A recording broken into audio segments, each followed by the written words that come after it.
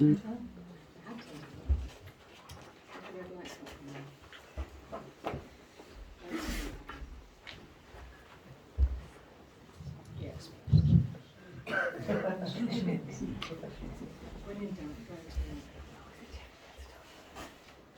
good afternoon, everyone, and welcome. My name is Anna, and I'm your celebrant today. This special assembly has been arranged to bring together all those who knew and loved David, to recognise that at his story's close, they have had this opportunity to collect together their recollections and reminiscences, and to paste them into a metaphorical scrapbook whose pages can be referred to again and again in the days to come, as keepsakes when they are needed most. 2022 is not the year that David's family should have had to have planned this memorial. And today is not the day that we should have had to come together to try and make sense of his loss. But we should be glad to remember that David left nothing undone, no interest unexplored, and no companion or friend in any doubt of his devotion. Shortly, we're going to hear from friends and members of his family and be reminded of how much that devotion was returned.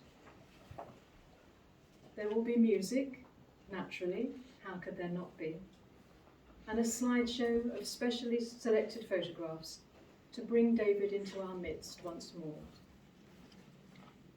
Above all, everyone, this is a celebration. And so to begin our celebration today, I am first going to hand you to Mike and Lindsay.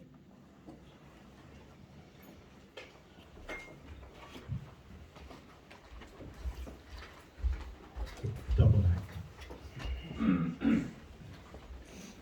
My younger brother is the only person who, at his normal pace, walks faster than me. Dave is therefore the natural, indeed only companion for an ascent of Irwidfa. And so just 10 weeks ago, we set off to climb the highest mountain in England and Wales. The evening before our adventure, Dave announces that he wants to sing a song at the summit. Typical. The proverbial bee in his bonnet about some practical, creative, diverting scheme, a sort of going off-piste.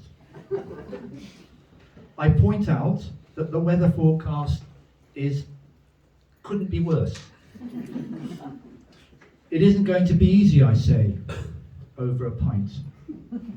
He nods, that well-known downward-looking Campbell grimace, with the tiniest hint of a forlorn smile playing across his face. Well, the weather is worse than shocking, and after 3 hours we reach the summit, a small platform with a viewing table where there's nothing to view. Visibility is nil. The conditions are appalling. We're soaked, the wind is gusting 50 miles per hour. And we're both wearing glasses, so we're barely able to see each other. My thinking, just enough for a quick selfie and then descend. But not Dave. To be honest, I've forgotten his intention to sing a song. He heaves off his rucksack, perilously places it on the ground, wrapping his foot round one of the straps. I'm thinking, if not him, the rucksack risks being blown off the summit. He opens it and takes out a large black bin bag. And from the bag, which immediately gusts off into the midst of Snowdonia, he extracts a red ukulele. And with a quick "video me, bro," he proceeds to strum and sing his song. Dedicated, I realised later, because I can't hear a thing, it's dedicated to our ascent. Back at the hotel, we play the video back, He's strumming, the only sound is the storm. Back in Seaford, a few days later, Dave has done an edit, dubbing in his voice and ukulele. That climb and its aftermath, including a celebratory whiskey, or more, at the end of the day encapsulates so much of who my brother was, who my brother is. Single-minded, quirky, humorous, creative, and a tiny bit chaotic.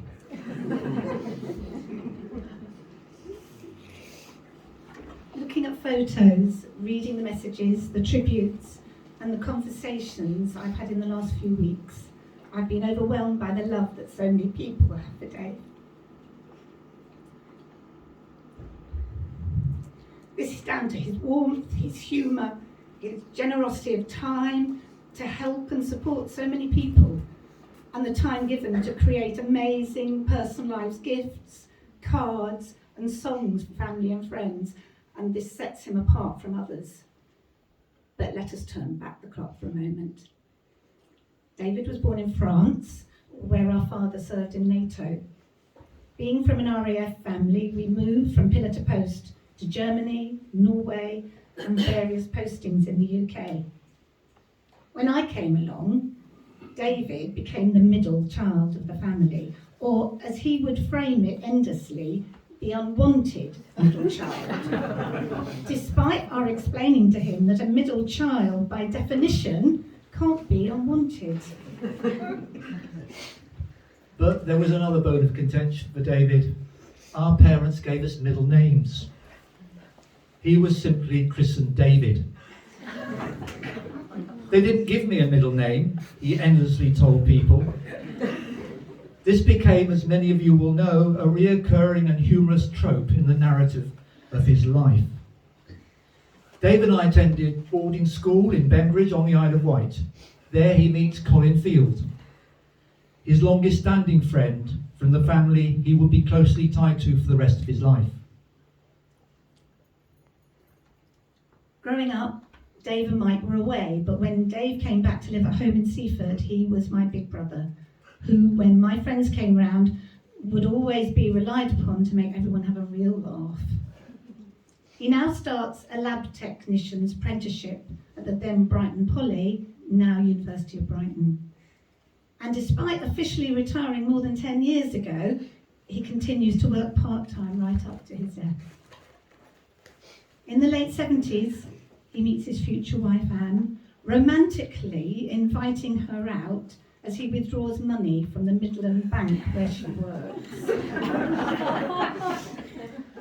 They marry in 1979 and our niece and Catherine and nephew Jim are born.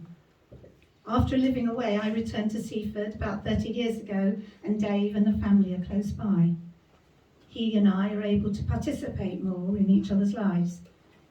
Part of that is watching his Bigger Bang science shows, both those larger events at venues such as the Dome and those more intimate and definitely more dangerous venues. After completing lots of risk assessments, I persuade him to come into my school to do a show for the Year 5 children. They and all the other children who witness his shows are totally fascinated and excited by the explosions and wizardry that Dave manages to achieve, inhabiting the part of that mad professor role full of creativity, humour, ingenuity and panache. This was yet another facet of Dave, his commitment and passion to inspire young people to get involved in science and to appreciate the incredible power and magic of chemistry. He was a key contributor to the recently revived children's TV show How, in which he was credited as a member of the production team, an acknowledgement which he was rightly proud of, and a photo of this is one of the photos you can see later. Another facet is his musicality. He plays the part of Danny, the romantic lead in Grease, in his early 20s with the Hurstfield Point Players. He was fantastic in that role. I remember being completely amazed that my big brother could sing and dance like that. Watch out later for the publicity photo. Later he sings in one of Phil's operas, The Pardoner's Tale, quite a different style in terms of both music and costume. We both age, and we become closer. I was mate, he was bro, or was it the other way around? Building on our shared school orchestra days, he played timpani and I played the trumpet, Dave learns to play guitar and also the banjo, our father's favourite instrument. Later he learns to play the ukulele and starts to learn the violin and revisits piano playing. There is always a musical project on the go, from learning to play an instrument to writing a new song. We exchange quizzes, which includes Guess the Music intro rounds. We discuss films, and he beats me on the question, how many films have used Seaford as a film location competition? Remember that one. His signature creations have always featured peanuts and clockmaking. And this summer he made a gold-sprayed ukulele clock for his dear friends Colin and Christine on the occasion of their 50th wedding anniversary. In a poem I was inspired to write for his 70th birthday party, I described him as a Snoopy groupie. And he would have smiled at and approved of the coffin design we gave him, emblazoned with Snoopy images, tractors and a ukulele. And even our annual Southwest Coast Path walks wouldn't be fully complete without Snoopy appearing in photographs and on beaches. And you'll see that in a photo later. He regularly comes to our home to eat and chat. The love for Kat and Jim and their families, and especially Xander and the two grandchildren he has only met on screen, Logan and Hayley, always obvious in those conversations. We go on theatre trips to London together, photos of Snoopy at the Globe by the Thames. And recently, while looking through photos, I was struck by all the places Dave had visited in the last 6 years. He had real adventures in Australia and New Zealand, went on fabulous holidays to South America and all over Europe with family, and most recently to Spain to see cousin Kevin, and to France with Kat, Ollie and Sandra. And he always visited his friends. He made time for them. They were so important to him, and he kept in regular contact. During recent times, we saw Dave happier and relaxed than he had been for a long time.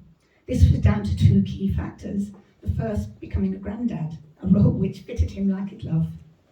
And the second factor, his getting together with Christina. A romantic story for another time, but one which arose out of a shared history, mutual kindness, companionship and love. Finally, we can't do better than echo what Christina has shared with us.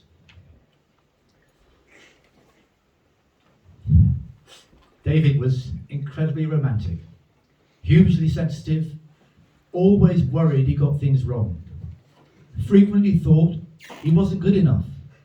He was funny and sometimes incredibly infuriating.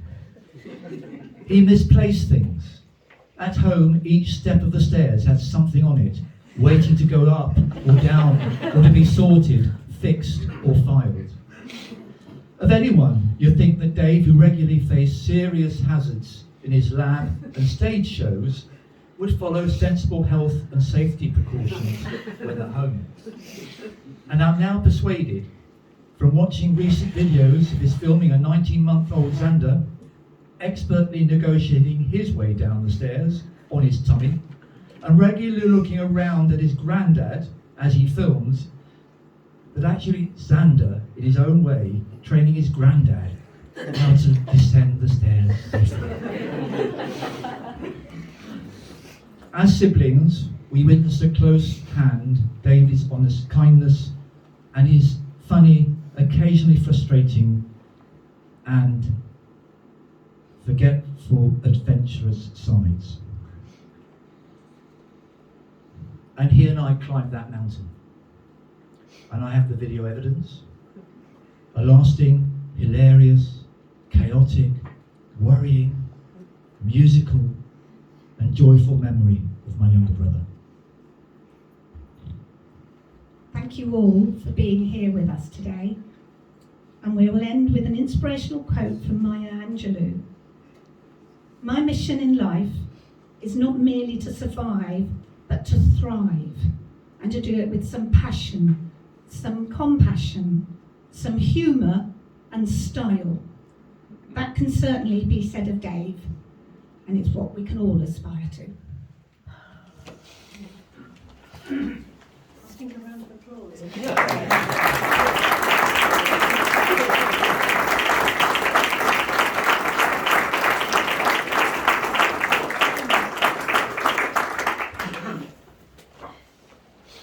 And staying with members of the family, we're now going to hear from David's children, starting with his son Jim and then his daughter Campbell.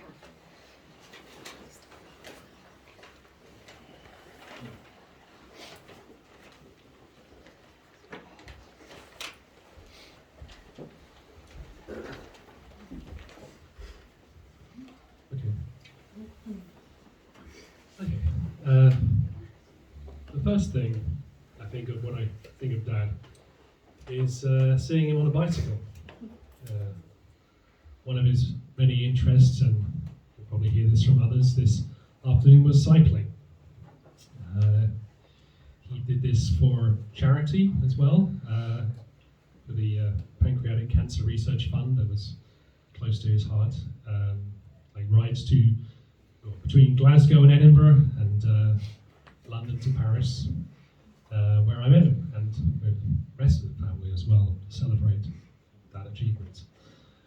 And of course, we also remember him well for riding the tandem with Mum, something they really like to do together. And you'll see some photos later. I also think of his love for travelling, which gave me some of my most recent memories from when we travelled from Santiago, Chile, to Buenos Aires in Argentina, and also Montevideo in Uruguay, to his cycling holiday, which was through Vietnam, to meet me when I worked there in Saigon. Not to mention going to Budapest and Berlin, and also 2 trips to South America, further 2 trips to South America. When I was growing up in Seaford, my best memory or memories of how many things we did together as a family. We always ate meals together, and when I was also looking at my 1996 diary recently, full of sparkling writing, by the way, it's full of walks and bicycle rides with Mum and Dad. In later years, Dad also regaled me of his life from before he was his family, and amusing stories from his childhood, mentioning, for example, his once accidental setting on fire of woodland in Germany when he lived there. He definitely could be pretty funny. As I guess most of you know, as I mentioned, also my work has taken me away from Seaford. So over the last few years, I've lived with my wife Vero, my son Logan, and daughter Haley, and our 3 dogs, Sammy, Dee, and Cass, currently in Korea, in Incheon. And communication with Dad has been with WhatsApp and video calls. That's it. Dad obviously always, when we were there, being there, offered his complete and unconditional support for us whenever we needed him. He always wanted us to be okay, and I know we were in his sports all the time too. And I think of our calls, we'd often talk to each other when Logan, our son, was having dinner. He's a good eater, and Dad would often, constantly, and happily comment on about how well he's eating. And say, oh, look, he's eating all these things so well. Look at him eat blueberries. He really likes blueberries. and also at the time constantly passing soft toys across the screen like we were walking by. And Logan really liked doing the calls too. And he also saw and obviously loved Haley, who was born this year. I really remember how his face just lit up when he first saw her when she was born. He said she was beautiful.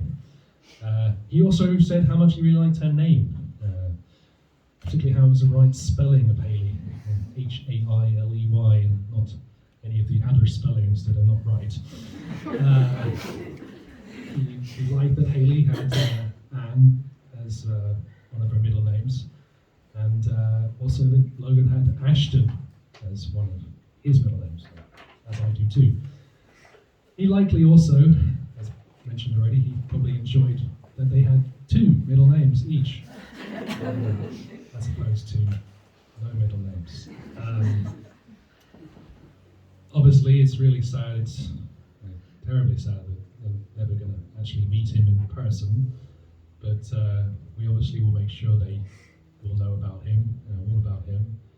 And even on at least one call, Logan hasn't said that many words, actually did call him Grandpa, and that's how we call him.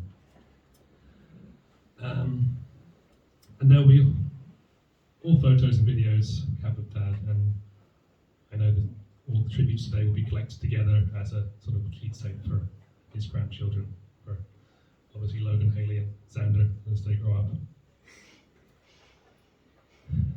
That's all I have to say.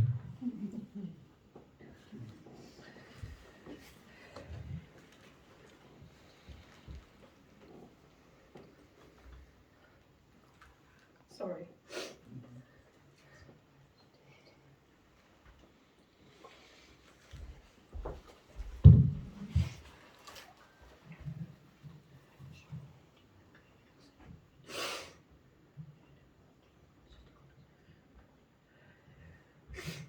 Dad loved connecting with people. He loved helping out, fixing things for people. He knew how to fix anything. And anything that you needed to fix or repair, he would have the right bit for it. From the day we lost Mum, he was my number one priority. I factored him into every decision. We saw him at least every other day and had dinner at least twice a week. Since Xander was born, he would often bring over home-cooked meals for us, which was obviously great. I would sometimes speak to him multiple times a day, which was often annoying to him, answering the phone with a yes and a very exasperated bored tone, which I took offence to at the time, every time. I've actually found an entry in his diary from one day, making a note that I had actually not called that day. The reason why everyone is here today is because Dad touched their lives in some way, family, friends and colleagues. He impacted on all of our lives, whether you worked with him, whether he's made you a special card, been away on holiday with him, or he's helped you with fixing something. Dad was always creative and he was always creative and imaginative in everything that he did. I had a handmade card, as did Jim, on every birthday, and he made imaginative clocks for everybody. I think most of you here have probably been a recipient of something personalised for you as an individual. And I think it's safe to say not many people do that these days, be it a clock or a card, a little cartoon or a drawing of Snoopy. He just took the time to make something special for people. For over 30 years, in fact, he has made clocks, which I didn't realise that he'd been doing it for that long. He once customised a Christina Aguilera doll for his friend Christine Field, who is here with us today, and I think it's actually out on the table or something. Yeah. One of my earliest memories of Dad making things was him making me a spaceman helmet, because I was to be a spaceman or spacewoman in a school nativity play, obviously. I've got this on film. Dad captured moments on film my entire life, and he has actually digitised everything, which he wanted to do, especially after Mum passed away, in order to capture those memories forever. After Mum passed away, Dad wasn't really fussed about travelling or trips away, and he told me at least once after he retired that, nah, he's not bothered about travelling anywhere. When Jim first moved abroad, I know Jim has mentioned this, he went on a trip to visit him, which was his first trip away just outside of Europe, which included going on a guided tour through Vietnam, a cycle tour with a group of friends he'd never met before, group of people, sorry. He's quite anxious about doing this, but from his first taste he discovered that he in fact was bothered about travelling and visiting new places, and I think he discovered that part of him that had a huge sense of adventure. He really re-embraced life, he always had something planned, and he made the most of opportunities that came his way. He literally said yes to everything: trips, travelling with friends, meals with friends. Socially, I could really barely keep up with him. He had a busier social life than I did. Since that first trip visiting Jim abroad, Dad has travelled to numerous places, and I know this has been mentioned already. And also, Mum's anniversary became a really important time for us to do something together, travel somewhere, visit a new city or a country. It was always really important to me to make a big thing about celebrating Dad's birthday, always organising a meal out to celebrate. And he was never meant to pay, didn't need to pay, but he would always sneak off to pay for everything at the end before anyone else did, and then complain about how he always paid for everything. Following on with the birthday theme, mine and Jim's birthday parties always had a unique, fun and educational element or a madcap idea. I remember on one particular birthday, we had tadpole racing, and on another party, a limbo competition. And I remember for one birthday party, everyone was given a snail, and then we raced them on a racetrack Dad had made. Dad loved a lot of the same genre of music as Jim, and myself and my friends. And I remember one time him coming with me and my friends to a Mumford & Sons concert in Lewes, and us trying to sneak in cans of gin and tonic. But we were rumbled, and so that we didn't have to throw them away, I decided to drink them all before we went in. Dad said, "Catherine, you can't do that," and then stood incredulously as I downed several cans of gin and tonic at 11 a.m. in the morning. And then he joined in and downed a can himself. Holidaying in France was really important, and I have many childhood memories of being in France. We returned there for a holiday this year, which was the first holiday with Xander staying at a Eurocamp. We had such a lovely time that we had already booked to return again next year. We went to places that we hadn't been to visit since we were children, so this was on holidays with Mum and Dad. So we revisited places from childhood. It was really important for Dad to make memories with Xander. They actually share the same birthday.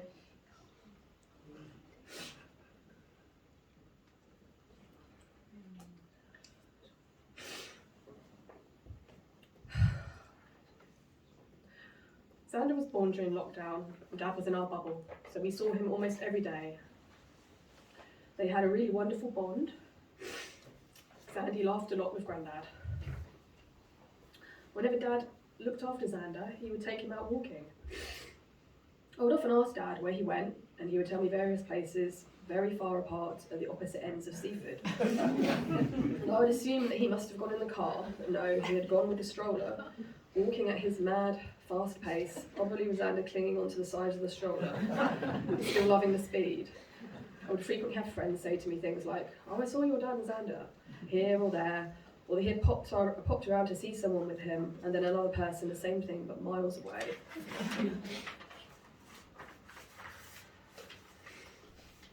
It's really clear to see from how many people are here today that I didn't realise how many lives my dad has touched and has been involved in, how many friends he has made, and how well known and fondly and highly regarded in Seaford and in the local community he was.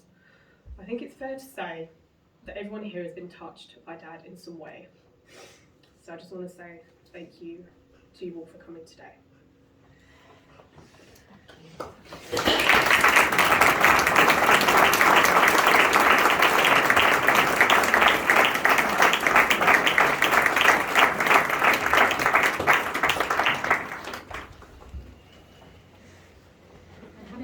Very moving tributes.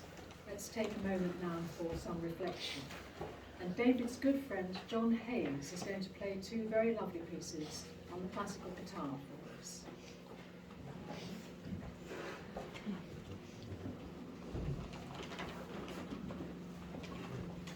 Hello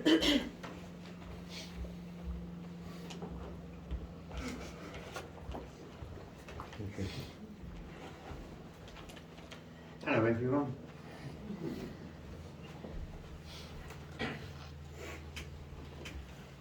David was one of my music students, and as like so many of my students, he taught me quite a lot.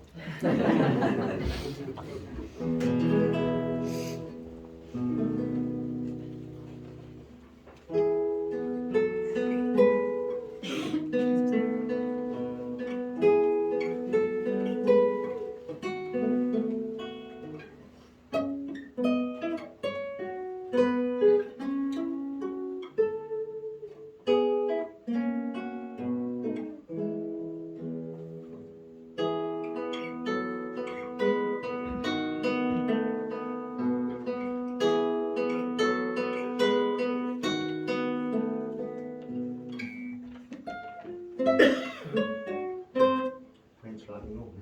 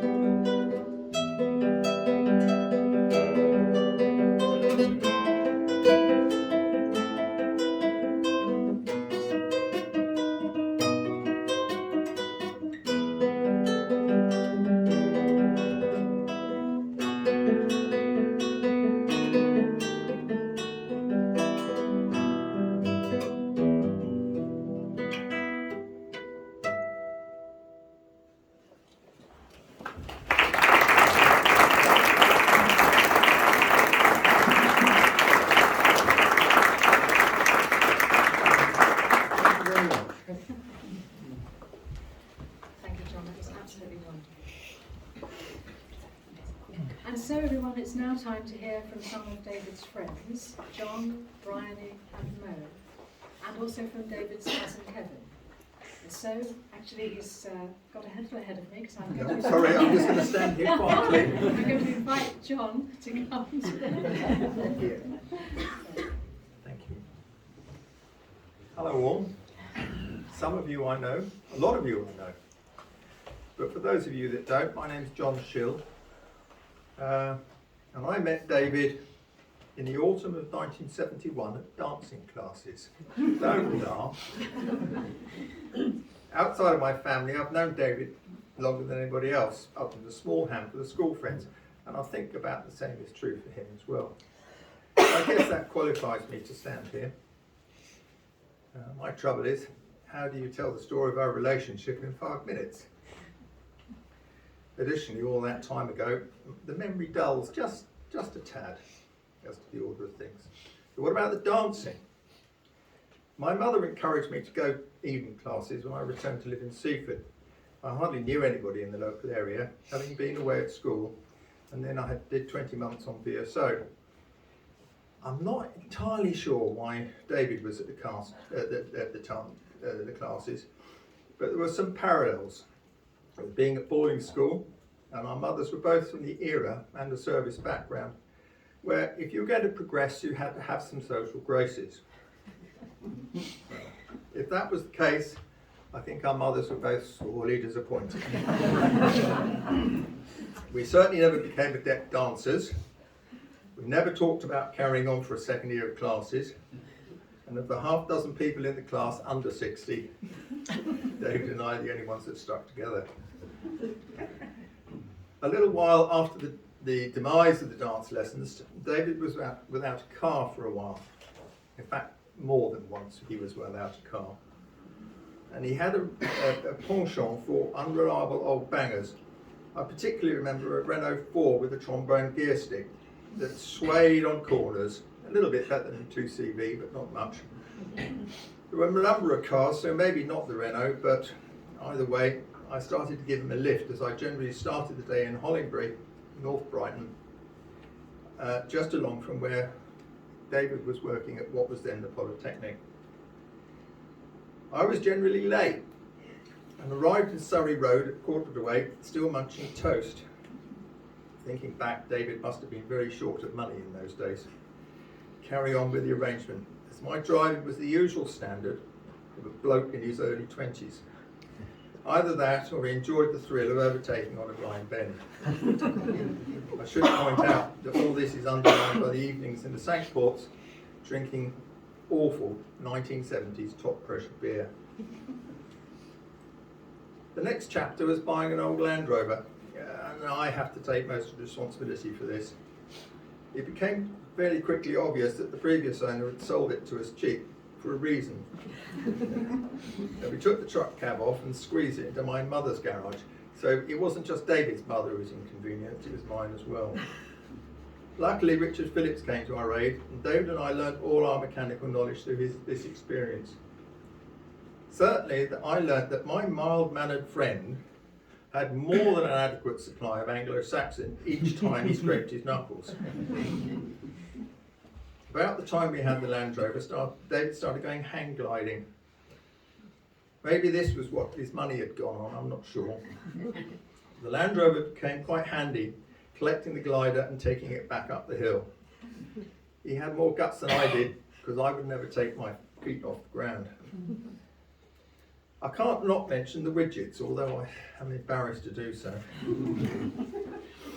As I recall, David, with his ukulele, was one of the musicians, along with John, who you've just heard, and Neil Matthews, unfortunately, is not with us today, but Neil would play to teach us bass.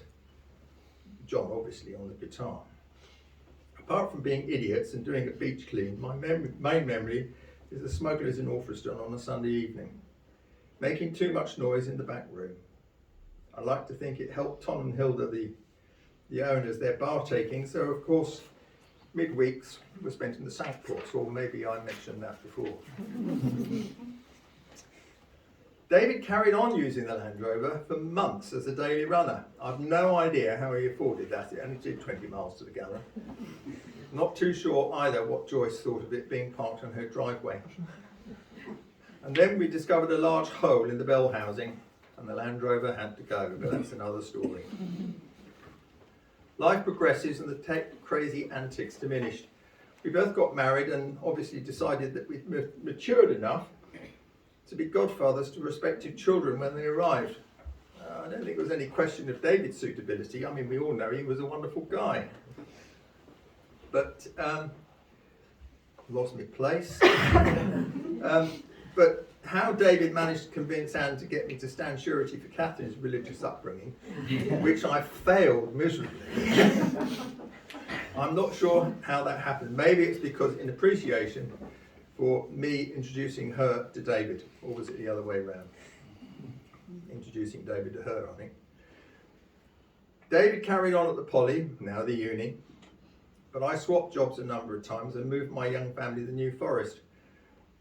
A convenient halfway meeting point was the Chalk Pits Museum. Do you remember this? No, not really. I remember it on one or two occasions. I also remember that we put you on the little trains, and Alex, wherever he is at the back. I remember that, I know. We put you on the little trains and ran away. Unfortunately, the trains go in a circle and loop. Children came back and they found us again because they wanted ice creams and we were in the cafe. So the years rolled by and Anne left us, and David and I became closer again as he came through that tragic period. I like to think I was some help to him then. In more recent times, we had regular meetings to put the road rights, often appropriately in the Rights of Man in Lewes. And he would break the journey from home when he was coming back from Brighton. In fact, things go a full circle, and instead of taking him to work, if I was working in Brighton, I'd pick him up and go to Lewes.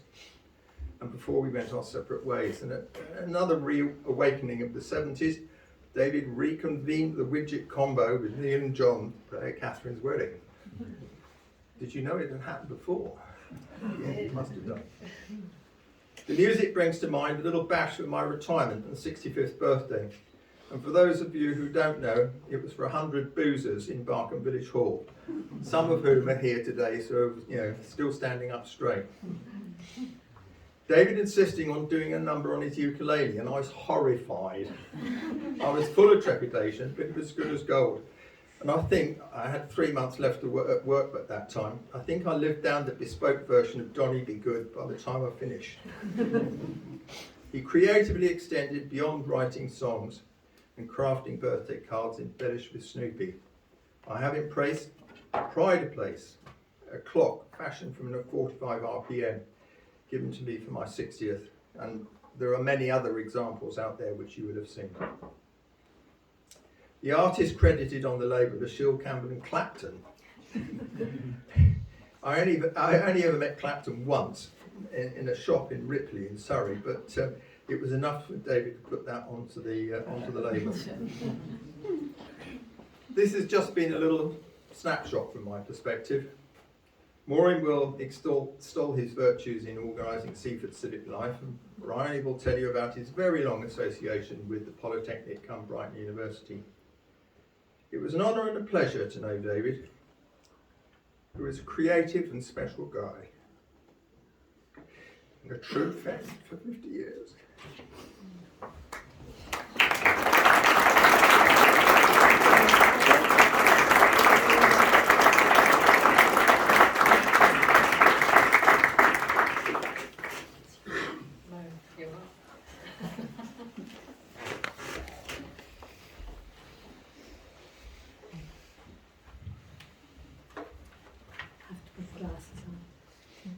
Well, first of all, I want to say how delighted and honoured we are here at Florence House to welcome David's family back again, albeit for a sadder occasion than the last time when Catherine got married here to Ollie.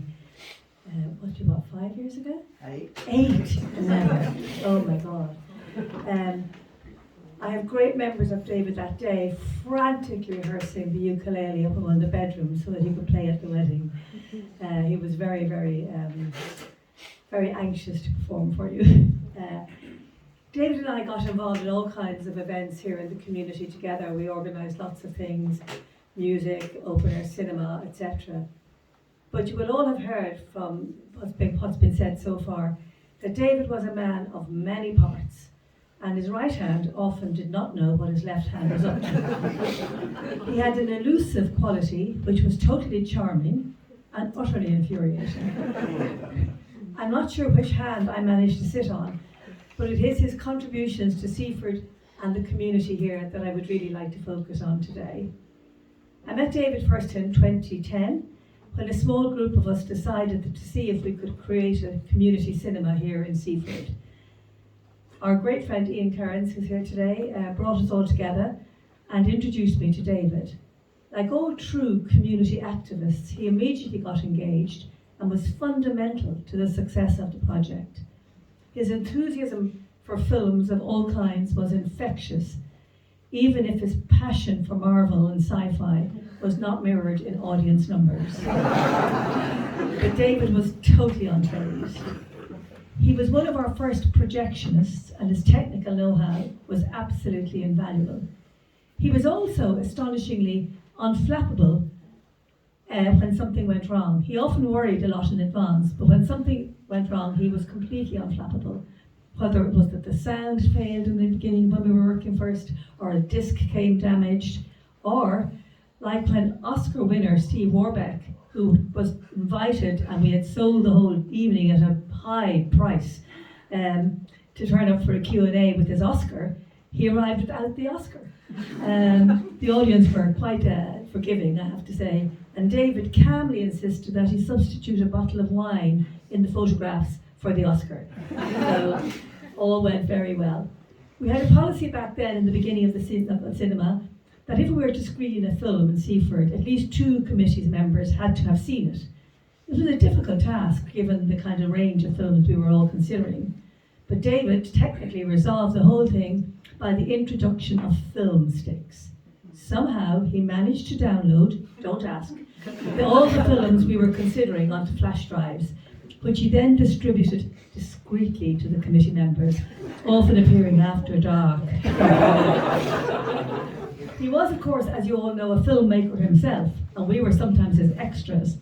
We once hid out in the cold and dark on a winter's night to doorstep poor Paula, wherever she is, about how she had managed to, or not managed, the departure of Hillary from the committee. And I think that film still exists somewhere.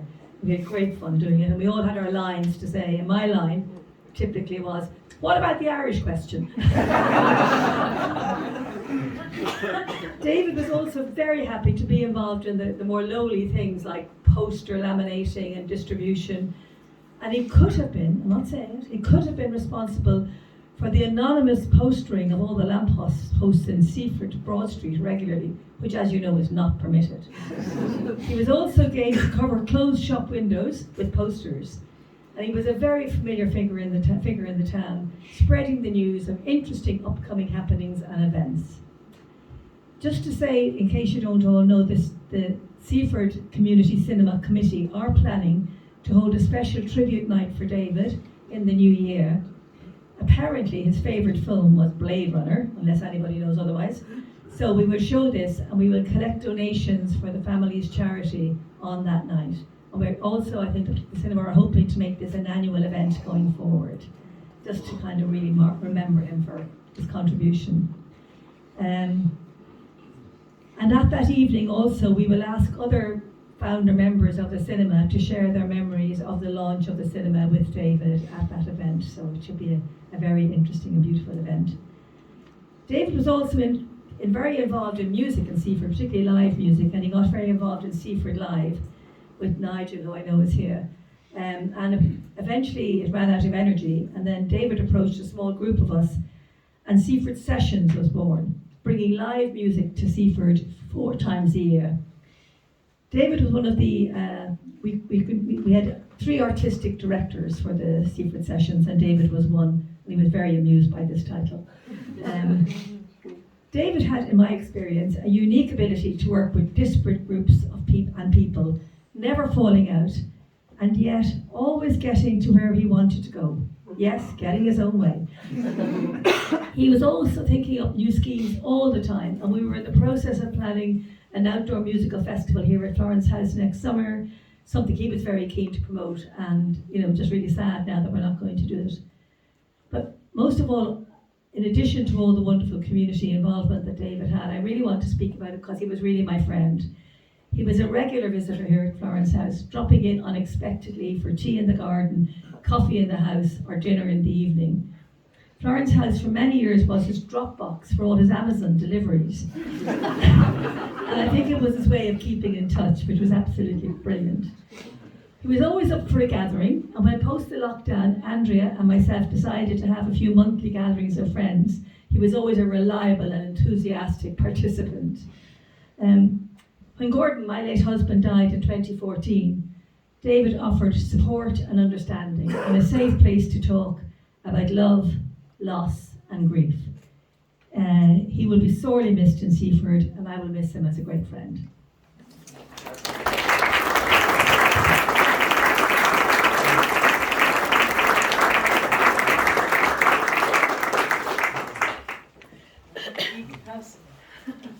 Of course you know.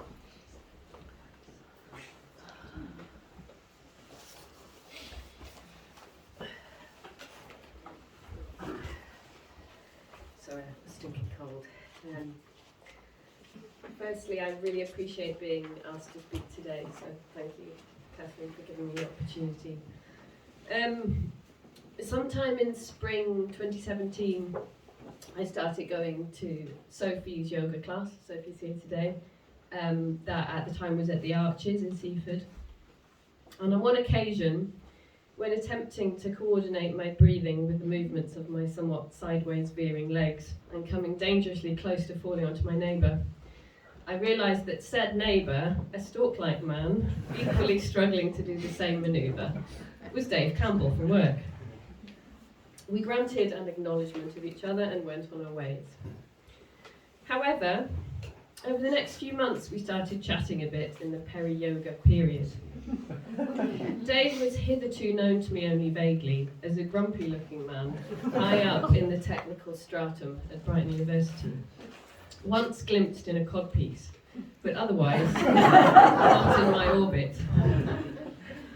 But I really began looking forward to seeing him at yoga and listening to him good-naturedly grumbling about the aforementioned impossible task of aligning breath with body. Good-natured grumbling was something that Dave did very well. I thus came to know that he was a principal in the Seaford cinema scene, although I didn't actually know until very recently that he co-founded it. Dave was not a man to blow his own trumpet. I did know that he played a central role in the Big Bang chemistry shows, which were televised and took him to Russia and other far-flung parts of the earth.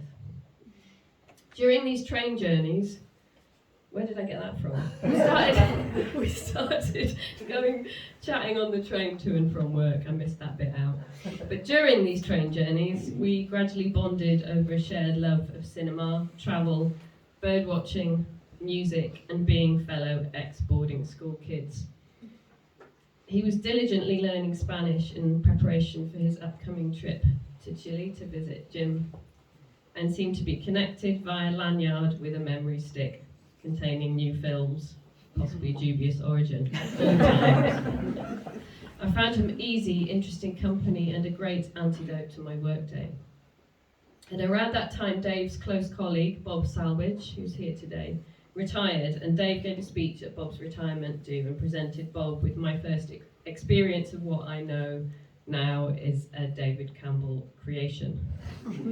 This revealed to me two important things about Dave. One, that he was a gem of a public speaker, awkward enough to evoke sympathy with his audience, but engaging and hugely witty. And two, that he made stuff. And over the next 4 or 5 years, I became the lucky recipient of several Campbell creations, including a violin-shaped clock, which for some reason says UB40 on it. Perhaps he knew something I didn't. I think I was actually 45. And several portraits of Snoopy, of course, in different guises, tracking my recent experience. So when I went to India, Snoopy appeared in front of the Taj Mahal, and when I was particularly stressed at work, I received Snoopy in a serene yoga pose, which is on my wall at work after retrieving it from the show and tell table, and will be there forever. Dave also made me some weasel boxes for a colleague doing surveys at Knepp Estate, or at least knocked up a prototype prototype and then commissioned his friend Fireworks Mike to replicate it in more durable materials, which he went skipping off to source. He put a great deal of thought into choosing the correct materials that would attract the weasel but also prevent injury.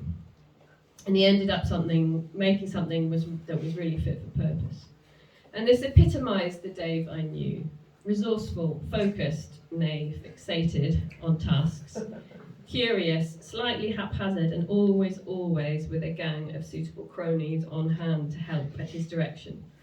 Although an unlikely Del boy, he could be counted on to know someone who knew someone, or whatever needed doing. He knew everyone and was a ubiquitous figure on the mean streets of Seaford, always rushing off somewhere with his characteristic slightly pigeon-toed gait, stylishly and youthfully dressed, clutching a poster, tube or a ukulele, or something for building his cigar box slide guitar. And as has been said before, he took an interest in everything, anything and everything around him. He was also very thoughtful. I received a WhatsApp video, for example, when he was in New Zealand in a neck brace after his cycling accident, explaining to my daughter Ailey the backstory of the present he was to bring her, which was a book about an echidna that he got from a phone box in the middle of nowhere. And another time he offered to laminate her picture of the solar system, because he was the official guardian of the high security, top secret other laminator at work, which really delighted her, and he played kickabout in the garden with her as well. Following my lockdown project of learning the violin, he encouraged me to play and accompanied me on the ukulele, oftentimes singing too. He was so kind and encouraging about my terrible playing, and optimistic about our future as a popular bluegrass folk pop. And this outlook, I think, really epitomised him. He came across as an Eeyore-like cynic, but in fact, he had a really joyous approach to life. He was incredibly open to new or renewed experiences, from hobnobbing with Chris and Zand from Operation Ouch, or falling in love. He left us too soon, but he did so much with his life and connected with so many people. We had perhaps an unlikely friendship, but I think this was typical of David. He had so many connections with different people, and of course he was loved by many, which is evident today. I'll leave you with a few Dave-isms that will hopefully raise a smile. Now, come on, apropos of nothing. Oh, for God's sake! And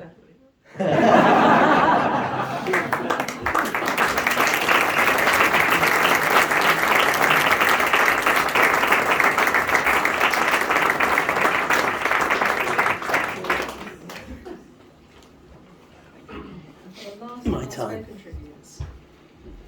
Another eager person. Oh, We're going to hear sorry, David's do we husband. Kevin. my glasses.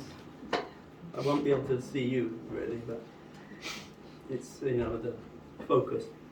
I need to look at focus. Well, I can speak into this. Yeah. Okay. First of all, I wanted to say, as an ex-local, thank you very much for the locals, because especially Kat, Ollie, Lindsay and Mike, for pulling together and putting together this very special occasion. I must admit the previous speakers have been absolutely fantastic, all of you, and I'll try and weave my way through what you've said. There's not much left, but in fact there's probably lots. I've rather like the Spanish expression, especially because now I can get my tongue around it, should be able to after 32 years. No hay mal que por bien no venga means sort of literally something like there is nothing bad that doesn't have something good. If one of my keen students were here, they would be piping up immediately with, every cloudy has the silver lining. And I would say, yeah, very good. And then I would give an example of the use. For example, if you fail the exam, it's always a possibility, at least you'll be able to repeat the year with me. So that's got the silver lining there. But when Lindsay called me in Peru, apologetically and tearfully, to deliver a crunching Tyson punch of David's passing, I could find nothing good and no glimmer of light anywhere. it was one of those W.H. Auden stop all the clocks. Nothing now can ever come to any good moment. And I'm sure you were similarly dumbstruck by this. I spent the following 3 days in Cusco wandering around Inca ruins in a sort of gloomy, forlorn, lachrymose daze, my head spinning, unable to accept the unacceptable and understand this incomprehensible, ridiculous news I'd just been given. Perhaps a little selfishly, I wanted to continue with our chummy Dave chats, enjoy our conspiratorial laughs, and go on with those trips which we planned to do together. But during the past few weeks, my grieving has morphed into a process of recalling moments with Dave, and so many of them are happy and cheerful that, in fact, it brought some comfort and solace. My cuz, like his brother and sister, Mike and Lindsay, has always been a very special, and I know I speak for Jill, my sister too, lucky us, not a normal type of primo or prima that you bump into at weddings and funerals, make a bit of small talk, promise to see more often, and promptly don't. It's the normal type of thing. DC was an entertainer, a playful, fun-loving companion with an extraordinary awareness of an empathic connection with those people around him. He was inventive, as we've heard so much of his inventiveness, the problem solver, and with an amazingly wide range of talents. He had that quiet inner strength too that was solid and comforting. And there are, of course, a myriad of anecdotes, several we've already heard, but I'm going to add my own couple way back. Of course, some of them go way back. I think I don't want to say how many years, but well over 50. On one occasion, in my fledgling bird-watching days, he built an amazing sort of selfie stick prototype. I mean, selfie stick was about 30 years before their moment. The stick was fitted with a mirror, sort of angled, you could actually a variable angle, and it was used for peering into birds' nests. And I was already fanatical about birds, but he always went along with it. And so we would put it up there, and we could view the babies in the nest, or more especially, identify the eggs and without upsetting the parent birds. It's a fantastic invention. And then there was the Ben Nevis conquest, about 50 years before the Snowdon event that Mike mentioned earlier. Dave and I scampered up like a couple of mountain goats. I remember we went off-piste also, clambering over boulders and going around and hiding and then popping out. The rest of the poor party staggering. I think our grandmother possibly was there, aged about 80. And we were hiding and poking our heads out, and finally we got there, of course, well before them, and crowing a little bit about it, I expect. And what about that famous April foolery he played? I was trying to flog off one of those old bangers that John mentioned earlier. Yeah, we all had our old bangers. Mine was well past its prime, Morris 1000. And I was trying to sell it, I think on the Friday ad or something even before the Friday ad. And I was bemoaning the fact, I remember talking to Dave about it, that nobody was responding to my ad at all, not surprisingly. I was selling it for about 70 quid, I expect. Until I suddenly got a call, somebody with a slightly scary, gruff voice, wanting to come to see it immediately. So I was in a frantic state. I rushed around, trying to clean it up a little bit, and suddenly a daunting hooded figure with a long coat appeared at the front door, and I was really rather in a panic. I thought, well, what have I said? I sweated and apprehensively opened the door, and there was a grinning Dave. Actually, I was reasonably off. I really thought I'd last sold the bloody thing. I don't think I ever did. Probably just took it away to the breakers.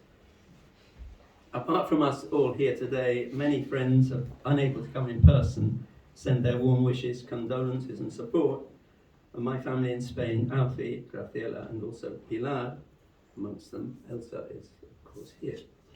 And Nick Norris, a great friend of mine from college days, became a very close friend of Dave's. After a weekend trip we spent together in France, way back, And he's written a very nice letter, and here's a fragment from it. He said, "The first time I met David Campbell, we were throwing snowballs on the steps of Sacré-Cœur, Paris. It must have been the late 1970s. Yeah, it was. He was wearing a rather fancy Mickey Mouse watch with a hand with Mickey clicking and waving as it went around. Since then, David has been known as Mickey, signing himself as such on Christmas cards and postcards sent from his travels. Mickey was very excited on our behalf when we moved to our new life in Scotland. Nick lives in a very wild part of northwest Scotland, and presented us with a handcrafted clock to celebrate. That clock, Moto Guzzi hands mounted on an Elvis CD, continues to tick comfortably on our workshop wall. Unbelievably, Dave was cleverly able to incorporate two of Nick's great loves, Elvis and motorbikes, and particularly Moto Guzzi. David also made a clock for the occasion of our parents' 60th wedding anniversary. That must be 2009. The 60 minutes corresponding to the 60 years, with photographs chronologically positioned around the clock face. Typically brilliant idea. And he was intrigued to see it again, hanging in my kitchen when he was over in Spain in July. In fact, we took it off the wall, and he took his glasses off as he used to look at to inspect the pictures again. Lynn Vigrass from New Zealand, her sister Jill, is here from Geneva, also sent a lovely letter to the family. And I'll read just a quick snippet because time's running out, and Mike's going to tell me that I've gone over my 6 minutes. When we had a very large earthquake here in 2016, in the middle of the night, David was the person who heard the news and called me. I was terrified, and it was fantastic to have his voice to talk to. His wit, kindness, and intelligence were so much valued. So really, we are the lucky ones, you can say. We've had the privilege and the good fortune to be part of his world, and are still part of that world. And by default, we're all members of the DC fan club. And I've noticed that there's already some talk of, for example, the cinema club plan is a nice one. Dave had more than his fair share of sadness and difficulties in his life, but he came through with an enduring and endearing bright smile. Apart from his, at times, hilarious black humour, there was nothing dark about him. He was a ray of sunlight, and he never let the dark cloud obscure the silver lining. And I believe it's up to us to try and follow his example. Perhaps even meet up occasionally, work out an agenda, share some memories, laughs, raise a cup or chink a glass for a wonderful human being. DC, David, Dad, Granddad, Kaz, Bro, Mickey, or even Dave.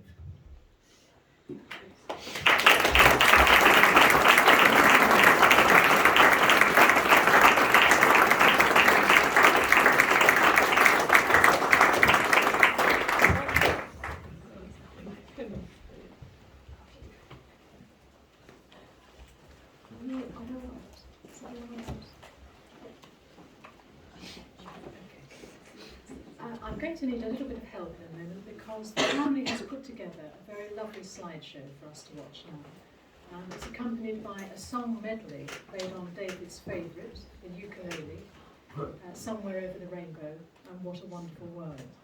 So I'm going to ask John, if I may, to just turn out that light, and I'm going to ask Becky to give me a hand to switch the computer on so we can see it.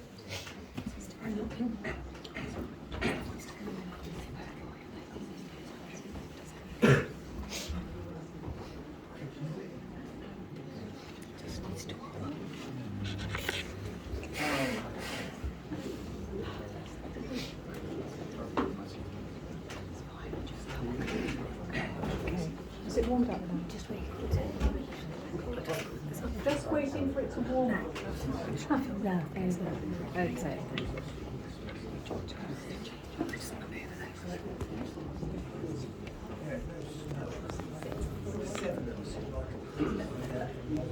There we go.